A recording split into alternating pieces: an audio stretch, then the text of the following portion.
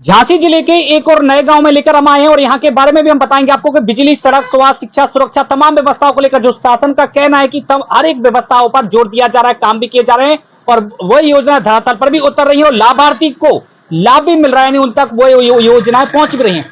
तो जमीनी स्थिति हम जानेंगे क्या कुछ कहना है यहाँ के प्रधान जी और बखूबी अपनी जिम्मेदारी के साथ लगातार काम कर रहे हैं और क्या व्यवस्थाएं हैं और कितनी व्यवस्थाएं अधूरी और कितनी व्यवस्था दम तोड़ रही है वो भी जानेंगे और लगातार क्या कुछ प्रयास को कर रहे हैं और चुनौतियों पर भी हम चर्चा करेंगे कि विकास करवाने को लेकर क्या क्या समस्याएं भी होती हैं।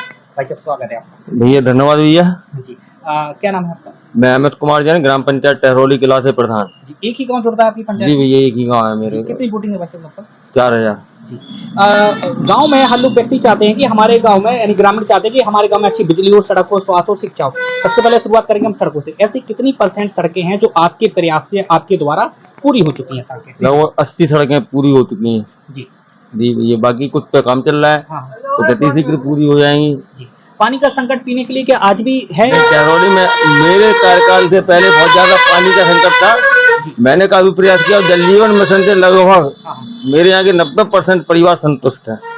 नाला नाली के बारे में भी थोड़ा सा बताएं। अंडरग्राउंड की खूब चर्चाएं जोरों पर हैं, तो आपके यहाँ पे क्या हाल है अंडरग्राउंड नाली को लेकर? कुछ नहीं, अंडरग्राउंड नाली तो कहीं है टहरोली में। जी तो कभी विचार किया है आपने कि कभी होना चाहिए, मतलब ऐसी कुछ सोच? नहीं ऐसी कोई सोच नहीं है क्योंकि टहरोली पहाड़ी एरिया है। हाँ। लगभग आप थोड़ा सा भी खुदाई करेंगे तो पत्थर निकलते हैं। जी तो अंडरग्राउंड नालियों तो अगर हो जाएंगी तो सफाई की समस्या रहेगी। जी सफाई व्यवस्था को लेकर कितना जोर है और कितनी % आप मानते हैं कि सफाई व्यवस्था में काफी सुधार हुआ है पहले की अपेक्षा? पहले की अपेक्षा सुधार हुआ, लेकिन अगर मैं किसी एक कसौटी पे फैलूं तो सफाई व्यवस्था पे फैलूं। हाँ। क्योंकि इतनी बड़ी तहसील, इस तरह का गांव होने के बाद भी टहरोली में मात्र एक सफाई कर्मी है। ये बड़ा दुर्भाग्य है मेरे लिए। तो आने वाले समय में क्या आप चाहते हैं कि इसमें भी कुछ बदलाव होना चाहिए? जैसे अभी ग्राम पंचायत है तो नगर पंचायत हो या ऐसा कुछ? बिल्कुल भैया, विकास तो दुनिया चाहती है, तो मैं भी चाहता हूँ कि ये टहरोली बढ़े। हाँ। क्योंकि तहसील हो गई है, इंटर कॉलेज है, सरकारी बैंक है, ये नगर पंचायत और आगे बढ़े। उसमें कोई लोग तो जिले की मांग करते हैं, भाई जिले तक तो मैं नहीं पहुंचूंगा, लेकिन नगर पंचायत तो होनी चाहिए। वर्तमान में अभाव क्या देखा जाता है गांव में? क्या व्यवस्था है जो होना चाहिए? चाहे वो हम यहाँ पे शिक्षा व्यवस्था की बात कर लें, स्वास्थ्य व्यवस्था की बात कर लें। सबसे तो रोजगार का अभाव होता है कि रोजगार नहीं रहता है लोगों के पास, क्योंकि बाहर जाना पड़ता है। लेकिन प्रयास रहता है कि भैया यहीं के लोगों को यहीं काम मिले। शिक्षा व्यवस्था में सुधार लाने के लिए काफी प्रयास किए जा रहे हैं। तो शिक्षा के लिए तो काफी स्कूल टहरोली में खोले गए हैं, भले ही सरकारी ना हो पर कुछ प्राइवेट है। डिग्री कॉलेज भी टहरोली में है। शासकीय बात करेंगे जो शासकीय तो इंटर कॉलेज तक टहरोली में। इलाज के लिए क्या व्यवस्था है? इलाज के लिए CSC है, ANM सेंटर है, बाकी युवा होते हैं चाहते कि हमारे गांव में खेलकूद मैदान रहे, टूर्नामेंट का आयोजन भी कर सके। तो ये हाँ, टहरोली में मेरे प्रयास के द्वारा एक बहुत अच्छा खेल मैदान बनवाया गया था। अच्छा, पार्क भी बनाया गया है? पार्क बनाया गया, ओपन जिम लगाया गया, खेल मैदान बनाया गया, तो लोग तो संतुष्ट हैं। अच्छा, तालाब है गाँव में? टहरोली किला में 2 तालाब है। हाँ। जो एक नगर उसके जिला पंचायत को सुंदर किया गया है, बहुत अच्छा बनाया गया है। और दोनों विधायक जी के बारे में थोड़ा बताएं, क्या नाम है उनका, कब आते हैं आपके क्षेत्र? विधायक डॉक्टर रश्मि आर्या हैं और काफी उन्होंने समय दिया है क्षेत्र के लिए, विकास के लिए दिया है। जब भी उनसे कोई मांग करते हैं उसको जरूर पूरा करते हैं। वो कितनी बार दौड़ाई रहते हैं लगभग साल में अगर बात करें? साल में नहीं, महीने में 2-3 बार आ जाते हैं। बिल्कुल आते हैं। सांसद जी की क्या भूमिका देखने को मिलती है? सांसद जी से संतुष्ट है अपन, क्योंकि सांसद जी का मुझे नहीं लगता कि विकास के प्रति कोई रुझान हो। क्या नाम है सांसद जी? अनुराग शर्मा जी। कभी आए हैं गाँव में? बिल्कुल आते हैं, महीने में तो 1-आध बार आते हैं।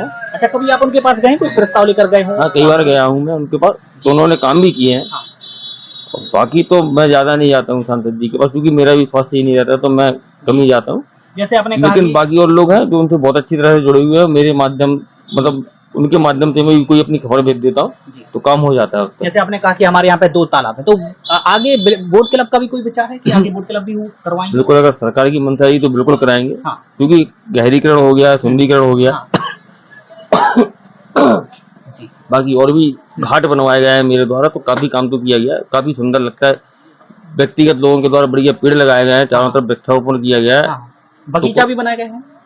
बगीचे तो नहीं बनाए गए, विचार है आपकी, लेकिन वृक्षारोपण किया गया। क्योंकि टहरोली के कई बहुत सारे युवा जागृत हैं जो हर बार बरसात के समय बहुत अच्छे पेड़ लगाते हैं, वृक्ष लगाते हैं। जब आप चुनावी मैदान में आए थे तो क्या क्या प्राथमिकताएं थी आपकी? उन प्राथमिकताओं में से कितने धरातल पर वो उतर चुकी है? मेरी जो प्राथमिकताएं थी या जो मेरा जो संकल्प पत्र था वो पूरा हो चुका है। तो सबसे बड़ी समस्या यहाँ के लोगों की थी, किसानों की थी, आवारा गौवंश की थी। उसमें मैं अपने आप को 100 में से 100 नंबर देता हूँ। बाकी लोग जानते हैं कि मैंने उसके लिए सर्वश्रेष्ठ प्रयास किया है। लोग आपके पास भी आते हैं, आप भी लोगों के बीच में जाते होंगे, तो किस तरह की अभाव आज भी किसानों के लिए, बड़े बुजुर्गों में, महिलाओं में और युवाओं में और स्कूल में पढ़ने वाले बच्चों में क्या कुछ आप देखते हैं, क्या मनसा देखते हैं? नहीं, अब तो लोग संतुष्ट हैं, बाकी अब व्यक्तिगत तो सबकी अपेक्षाएं तो उनको तो पूर्ण करना मेरे बस में क्या, सरकार के बस में भी नहीं। शासकीय बात करें, शासकीय तो सारी योजनाओं का लाभ बराबर मिलता है, तो संतुष्ट भी रहते हैं लोग उससे। अब पॉपुलर योजना काफी चली, प्रधानमंत्री आवास योजना, इसको आप कितना % सफल मानते हैं? ग्रामीण क्षेत्र में काफी कुछ कहा जाता है और भी प्रतिनिधियों का कि धनराशि काफी कम मिलती है। जी बिल्कुल, ग्रामीण क्षेत्र के हिसाब से धनराशि कम है। 1,20,000 रुपए में आवास नहीं बनता है। जी, तो जितना मिलता है मैं तो कहता हूँ भैया उतने में एक छोटा सा कमरा बना लो आप। हाँ। क्योंकि निश्चित है कि महंगाई के इस समय में धनराशि काफी कम है। शौचालय को लेके क्या सोचते हैं? 12,000 रुपए शौचालय की धनराशि हाँ मिलती है, बिल्कुल, पर्याप्त है? नहीं बिल्कुल नहीं है, पर्याप्त नहीं है, क्योंकि दिवाली के लिए खड़ी हो पाती है 12,000 रुपये तो बाकी। लेकिन सरकार तो एक आपको अनुदान देती है, बाकी अपन गांठ का लगाओ, अपने खुद का खर्च करो, आप बेहतर से बेहतर कर सकते हो उसको। किसानों के लिए क्या चुनौतियां देखते हैं आप? करौली में पानी की एक मुख्य समस्या थी जो काफी हद तक हल हो गई है अब तो। जी, बाकी अब मौसम और प्रकृति के ऊपर तो कोई नहीं कह सकता आप। हाँ। बाकी गौशाला की थी, आवारा गौवंश की थी, उसमें पूरे क्षेत्र के किसान रात को आराम से घर पर सोते हैं, किसी को जाने की जरूरत नहीं है, जब तक प्रधान बहुत अच्छा काम कर रहा है। बिजली के बारे में थोड़ा बताएं, कितने घंटे पहुंचती है, क्या स्थितियां हैं? ग्रामीण क्षेत्र के हिसाब से 18 से 20 घंटे बिजली मिल रही है, पर्याप्त है? पर्याप्त। बाकी देख सकते हैं क्या कुछ यहाँ पे जो काम यहाँ पे हो रहा है लगातार शासन की मंशा अनुसार कितने धरातल पर उतरते हुए देखिए। बात करेंगे हम पंचायत स्तर को लेकर, सरपंच जी का कहना है कि जो हमारी प्राथमिकताएं थी लगभग वो धरातल पर उतर चुकी हैं। जब भी चुनावी मैदान में आए थे तो इनने भी कुछ अपना एक सपना था कि हमारा गांव कैसा हो, किस रूप में देखा जाए। जो अभाव एक समय देखा जाता था, चाहे सड़कों की बात करें, पीने के लिए पानी की बात करें, अन्य व्यवस्थाओं की बात करें, चाहे वो खेलकूद मैदान हो या ओपन जिम पार्क की बात, ऐसी कई व्यवस्था है जो युवाओं के चेहरे पर आज खुशी की लहर और खुशी की दौड़ देखने को मिल रही है। स्कूल में पढ़ने वाले बच्चों की चेहरे पर खुशी की दौड़ देखने के लिए मिल रही है। और किसानों की बात करें, मजदूरों की बात करें, तो तमाम लोग हैं जो लगातार मांग करते हैं, चाहे वो गरीब लोग हैं या रहने के लिए पक्का घर की बात कही जाए तो वो भी दिए जा रहे हैं।